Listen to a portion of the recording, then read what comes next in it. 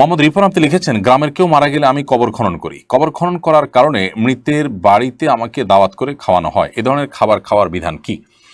ভাই রিপন, কবর খনন করা এটা তো প্রত্যেকটা এলাকার মুসলমানদের উপরে ফরজে কেফায়া পর্যায়ের কাজ। অর্থাৎ প্রত্যেক এলাকার মানুষই তারা কবর খননের কাজ করবেন। যে কোনো মানুষ মারা যায় সে মানুষকে কবরস্থ করবেন, তার জন্য প্রয়োজনীয় সব উদ্যোগ গ্রহণ করবেন।